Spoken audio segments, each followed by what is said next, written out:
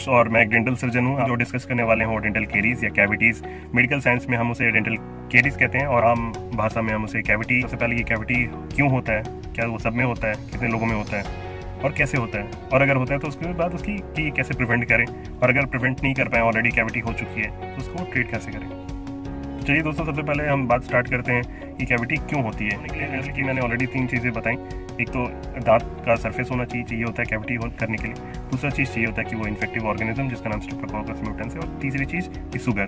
तो हम पहले मतलब ये हम सबको पता है कि शुगर कैविटीज़ करता है। बच्चों को हम समझाते हैं कि शुगर, चीनी ये सब ना खाओ, चॉकलेट ना खाओ वरना कैविटीज़ हो जाएंगे। तो आज चलिए बात करते हैं कि समझते हैं कि क्यों कैविटीज़ शुगर से ज़्यादा होती हैं। मतलब कोई बच्चा है अगर, तो उसमें जन्म लेते ही उसमें इन्फेक्शन स्ट्रेप्टोकोकस म्यूटेंस का जो डेंटल केरीज कॉज करता है, तो उसकी इन्फेक्शन बचपन से ही नहीं हो जाती। 2 साल ऑन एन एवरेज अगर बात करें तो 2 साल के बच्चों में ही धीरे धीरे करके 2 साल होते होते उनमें मैक्सिमम में इन्फेक्शन हो जाता है। और इन्फेक्शन ऐसा नहीं कि मतलब उनको कैविटीज़ हो गई, मतलब उनके म्यूकोसा या फिर उनके मुंह के अंदर इनकी कॉलोनी बन चुकी है। तो मुंह के अंदर बहुत सारे इन्फेक्टिव ऑर्गेनिज्म रहते हैं, कुछ नेचुरली रहते हैं, कुछ अननेचुरली रहते हैं, और उनकी अगर काउंट बढ़ जाती है तो बीमारियाँ होती हैं, वो सब अलग बात है। तो हम बात करेंगे अभी सिर्फ कि स्ट्रेप्टोकोकस म्यूटेंस कब आते हैं। तो 2 साल होते होते बच्चे के जन्म के बाद तो स्ट्रेप्टोकोकस म्यूटेंस आपके मुँह में आ सकते हैं और आ चुके होते हैं। और उनकी कॉलोनी कितनी बड़ी है, उनका लोड कितना ज़्यादा है, कितने परिमाण में, कितनी मात्रा में है, तो उस पर डिपेंड करता है कि आपको कैविटीज़ कितने ज़्यादा होने के चांसेस हैं या नहीं है। तो देखा गया है स्टडीज़ के थ्रू कि नॉर्मल इंसान के अंदर जितने सारे माइक्रो ऑर्गेनिज्म या जितने इन्फेक्शियस एजेंट्स आपके मुंह में रहते हैं उसका सिर्फ 0.1% ही स्ट्रेप्टोकोकस म्यूटेंस रहता है अगर आपके दांत में कैविटीज़ नहीं है तो। और फिर देखा गया अगर किसी के दांत में कैविटीज़ है, डेंटल केरीज हैं, तो उनके केस में 30% या उससे भी ज़्यादा प्रतिशत में आपका स्ट्रेप्टोकोकस म्यूटेंस जो कैविटीज़ कॉज करता है उसकी मात्रा 30% रहती है। मतलब 300 गुनी ज़्यादा बढ़ जाती है एक नॉर्मल इंसान से जिसमें कैविटीज़ नहीं है। तो आप सोच सकते हैं कितना इंपॉर्टेंट है ये सारी बातें। तो हम बात करेंगे 3 फैक्टर्स की जिसकी वजह से कैविटीज़ होती हैं। सबसे पहला फैक्टर है कि आपको दांत का सरफेस चाहिए। दूसरी अगर फैक्टर की बात करते हैं तो वो इन्फेक्टिव ऑर्गेनिज्म स्ट्रेप्टोकोकस म्यूटेंस हम जान चुके हैं। तीसरी जो इंपॉर्टेंट चीज़ है वो शुगर या ग्लूकोज या सुक्रोज फॉर्म में, किसी भी फॉर्म में शुगर। इसका मतलब ये नहीं कि सारे कार्बोहाइड्रेट्स आपके लिए बुरे हैं या खा सकते हैं। जितने कॉम्प्लेक्स अगर कार्बोहाइड्रेट्स हैं तो उनको तोड़ना काफ़ी मुश्किल होता है, खास करके मुंह के अंदर, तो वो आप सेफली खा सकते हैं। और जितने इजीली टूटने वाले कार्बोहाइड्रेट्स होते हैं, टूटने आपके दांत से नहीं, मतलब केमिकल तरह से अगर टूटने वाले कार्बोहाइड्रेट्स, तो ग्लूकोज, सुक्रोज ये फाइन रिफाइंड मॉलिक्यूल्स होते हैं, इनको टूटने में देर नहीं लगती केमिकली। तो अभी हम बात करने वाले हैं कि कैविटी कैसे होती है। तो सबसे पहले एक दांत का सरफेस होता है। दांत के सरफेस के आसपास में आपकी माइक्रो ऑर्गेनिजम्स होते हैं जो सलाइवा में तैर रहे होते हैं या फिर आपके म्यूकोसा पे यानी कि गाल के अंदर रहते हैं या जीभ के ऊपर भी रह सकते हैं। तो इन सब जगहों पे इन्फेक्शियस एजेंट्स ऑलरेडी रहते हैं जिनमें से स्ट्रेप्टोकोकस म्यूटेंस एक है। और तीसरी चीज़ क्या चाहिए उन्हें, एक शुगर या एक माध्यम चाहिए जिसके थ्रू वो चिपक पाए दांत से। जितने ज़्यादा स्टिकी होंगे नेचर में आपकी शुगर, उतने ज़्यादा चांसेस है कि आपके दांत के ऊपर स्ट्रेप्टोकोकस म्यूटेंस बैठेगा। तो अब एक बार वैसा सिचुएशन बन चुका है जहाँ पे स्ट्रेप्टोकोकस म्यूटेंस है, दांत का सरफेस है और वो स्टिकी सब्सटेंस है या शुगर है। तो उस शुगर के थ्रू, वो शुगर आपके दांतों पे चिपका हुआ है और उस पर चिपका हुआ है आपका स्ट्रेप्टोकोकस म्यूटेंस। तो उनकी क्या प्रॉपर्टी है, वो कुछ एंजाइम्स यूज़ करते हैं अपने बॉडी से रिलीज करके, जो आपके दांतों के ऊपर जो शुगर लगा हुआ है उसको वो तोड़ते हैं, ब्रेक डाउन करते हैं और उसको एसिड बनाते हैं। तो कार्बोहाइड्रेट से एसिड बना रहे हैं, कौन बना रहा है, बैक्टीरिया बना रहे हैं। क्यों बना पा रहे हैं, क्योंकि आपने खाना खाने के बाद जो भी स्टिकी शुगर था, अपने अननेसेसरी खाने के बीच में कुछ और सॉफ्ट ड्रिंक पी लिया जिसमें बहुत सारे शुगर थे, या फिर आपने कुछ चॉकलेट खा लिया, कुछ पेस्ट्री खा ली, तो आपके दांतों में चिपका हुआ है। और जब तक आप वो हटाओगे नहीं तो आपकी उस शुगर के जरिए आपके जो स्ट्रेप्टोकोकस म्यूटेंस हर वक्त आपके मुंह के अंदर रहते हैं, वो भी दांत के साथ चिपक चुके हैं और उनका काम हर वक्त जारी है। तो आपके मुंह में हर वक्त ही 2 स्टेट्स रहते हैं, एक डीमिनरलाइजेशन, एक रीमिनरलाइजेशन। तो अगर आपने सपोज कुछ शुगर वाला कुछ सब्सटेंस आपने तुरंत खाया है हाल फिलहाल में, तो उसके खाने के कुछ मिनट के बाद ही जो है शुगर का टूटना शुरू हो जाता है। तो एक बार शुगर टूटना शुरू हो गया तो एसिड बनना शुरू हो जाता है। तो और जैसे ही एसिड बन रहा है उसके बाद आपकी दांत कैसे बनती है, एक ऑर्गेनिक उसका मैटर होता है और इनऑर्गेनिक, दोनों मिला के बनती है।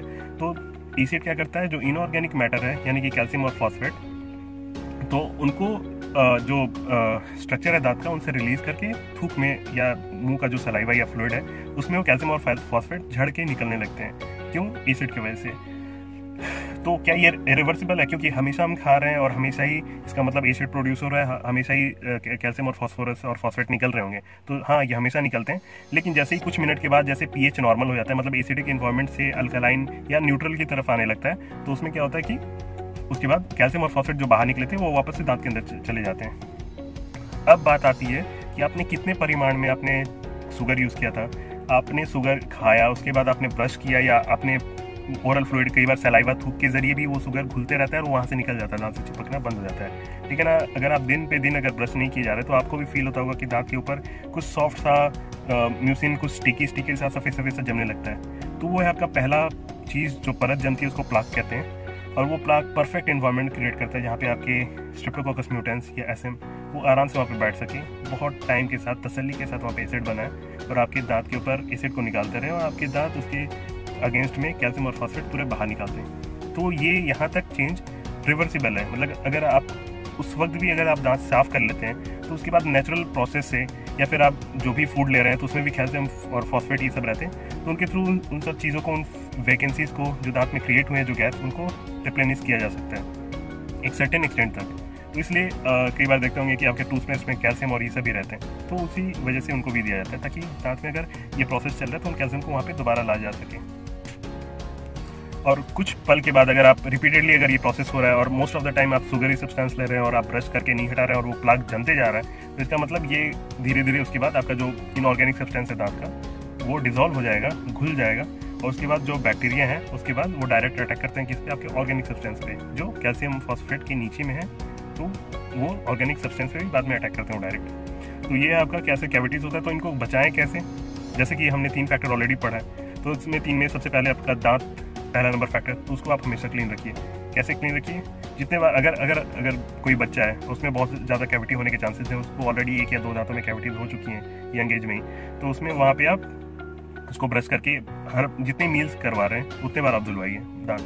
तो सपोज़ कि अगर आप बच्चे को दिन में 3 बार खाना खिला रहे हैं, तो अगर बीच में आप चॉकलेट जैसे दे रहे हैं या चिप्स ला के दे रहे हैं, तो वो सब चीज़ें ना करें। आप अगर चिप्स आपको खिलाना है, चॉकलेट देना है, तो आपको खाने के साथ ही संग संग खिला दीजिए। जितने आप इनफ्रिक्वेंट मील्स बढ़ाएंगे, जितने बीच बीच में आप खाते रहेंगे और चॉकलेट खास करके या कार्बोहाइड्रेट्स या स्टिकी सब्सटेंस खास करके, तो उसमें आपके कैविटी के चांसेस उतने बढ़ जाएंगे। तो सजेशन ये है कि आप अगर बच्चों को चॉकलेट और ये सब खिला रहे हैं जिद की वजह से उनके, तो आप अलग से ना खिलाएं, आप खाने के बीच में ही खिला दीजिए। खाना जस्ट उसने खाया तो खत्म किया, उसके एंड में ही उसको चॉकलेट खिला दीजिए। उसके बाद दूसरी नंबर तो ये हो गया आपका कि आप सब्सटेंस कम कर रहे हैं, आप कार्बोहाइड्रेट्स या जो स्टिकी जो शुगर है उसकी मात्रा आप आपके मील्स में कम करवा रहे हैं। दूसरी पॉइंट क्या है, अब जितने बार आप खिला रहे हैं शुगरी सब्सटेंस खाने के साथ ही माना, लेकिन उसके बाद आप ब्रश करवाइए।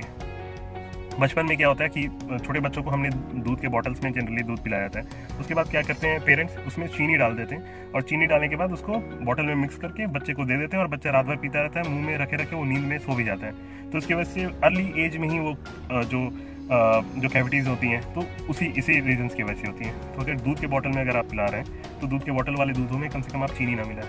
अगर आपको चीनी मिला के बॉर्नविटा ये सब मिला के अगर आपको दूध पिलाना है बच्चों को, तो आप ग्लास में पिलाइए। ये दूसरी बात कि आप चीनी या कुछ भी एडिशनल चीज़ें ऐड ना किया करें, क्योंकि अगर आप बॉर्नविटा ये सब मिला रहे हैं या आर्टिफिशियल कुछ भी, उसमें भी चीनी की मात्रा रहती है खुद से, और दूध में खुद से चीनी रहता है नेचुरल, जिसको लैक्टोज कहते हैं, और वो एक्चुअली आपके दांतों के लिए अच्छा है। क्यों? क्योंकि वो आसानी से नहीं टूटता। तो अगर बैक्टीरिया है भी अगर आपके मुंह के अंदर, तो वो दूध पे जल्दी काम नहीं कर पाते और दूध को एसिड में जल्दी कन्वर्ट नहीं कर पाएंगे।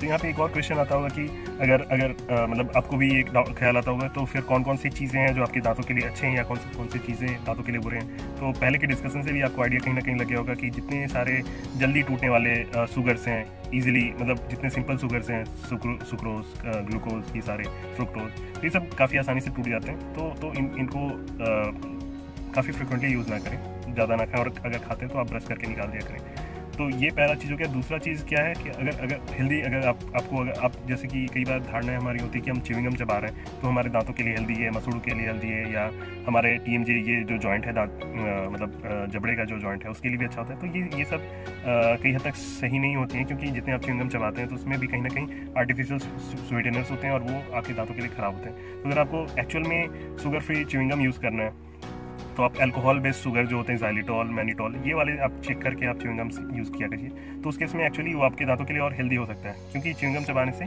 सलाइवा ज़्यादा निकलता है, यानी थूक ज़्यादा निकलती है, और थूक निकलेगी तो ये आपके चीनी वीनी ये वाले पदार्थ, तो थूक में खुद भी एक प्रॉपर्टी होती है जो एंटी कैरियोजेनिक होती है। तो ये दूसरी बात होगी। और अगर बात करते हैं और क्या खाने वाले पदार्थ हैं जो आपके दांतों के लिए हेल्दी हो सकते हैं, तो चीज़ है। चीज़ आपके दांतों के लिए बहुत हेल्दी होता है। विटामिन के वाले सब्सटेंसेस जो एक्चुअली न्यूट्रलाइज करता है एसिड को, तो वो हेल्दी होता है कहीं ना कहीं। और अगर आप बात करें ड्राई फ्रूट्स की, जो कॉम्प्लेक्स चीज़ें हैं या कॉम्प्लेक्स कार्बोहाइड्रेट जैसे कि फ्रूट्स और वेजिटेबल्स खास करके होल ग्रेन्स, तो ये सारी चीज़ें हेल्दी हैं और फाइबरस हैं, जिससे आपकी दांत एक्चुअली क्लीन होती है। और तो ये आप कर सकते हैं। दूसरी बात है कि क्या ये स्ट्रेप्टोकोकस म्यूटेंस जो इन्फेक्शन है, इन्फेक्शन ही ना रहे तो फिर कैविटीज़ होगी ही नहीं। तो ये आपके जैसे कि हमारे चमड़े के ऊपर भी कई सारे बैक्टीरियल कॉलोनीज रहती हैं, तो कई सारे केसेस में अगर आपने कुछ एंटीबायोटिक लिया भी है तो उनका काउंट कुछ देर के लिए ही कम हो सकता है, लेकिन आप उनको ख़त्म नहीं कर सकते हैं कभी। तो उसके केस में आपको अगर उनको कम करके रखना है तो आपको वही शुगर का लेवल कम करके रखना होगा, तो ऑटोमेटिकली जितने अच्छे वाले बैक्टीरिया हैं जो मुंह के, उनकी काउंट बढ़ेगी, स्ट्रेप्टोकोकस म्यूटेंस की काउंट कम हो जाएगी, तो आपको कैविटीज़ के चांसेस कम हो जाएंगे। तीसरा चीज़ मैं एक और बात बताना चाहूँगा कि और क्या आप यूज़ कर सकते हैं, वो फ्लोराइड वाले टूथपेस्ट आते हैं। फ्लोराइड काफ़ी इंपॉर्टेंट है आपके दांतों के लिए। वो टूथपेस्ट में भी आते हैं, आपके माउथ वॉश के फॉर्म में भी आते हैं। तो फ्लोराइड आपके दांत के इनऑर्गेनिक स्ट्रक्चर को काफ़ी स्ट्रेंथन करता है, उसको एसिड के लिए काफ़ी लेस ससेप्टेबल बनाता है। मतलब कि अगर एसिड रिलीज हो भी रहा है बैक्टीरियल एक्शन की वजह से, तो आपके दांत कम खुलेंगे, या खुलेंगे तो जल्दी वापस आ जाएंगे। ठीक है, तो ये सारी बात हुई। और मुझे फ़िलहाल और तो कुछ याद नहीं आ रहा है। अगर कोई क्वेश्चन हो तो कमेंट सेक्शन में ज़रूर लिख दीजिएगा। मुझे आप फॉलो कर सकते हैं यूट्यूब पे, मेरा यूट्यूब पे चैनल जो कॉन्सेप्ट बेस्ड डेंटिस्ट्री नाम से, या फिर द इंटरनेट डेंटिस्ट नाम से। इंस्टाग्राम पे मैं द इंटरनेट डेंटिस्ट नाम से हूँ, वहाँ पे भी वीडियोज़ में पोस्ट करता हूँ। और फेसबुक पे मेरी पेज है द इंटरनेट डेंटिस्ट अगेन। तो ये सारे चीज़ों पे आप मुझे फॉलो और लाइक और सपोर्ट जरूर कर सकते हैं। आप अपनी ये वीडियो फैमिली, फ्रेंड्स और लव्ड वंस के साथ ज़रूर शेयर करिएगा। Thank you.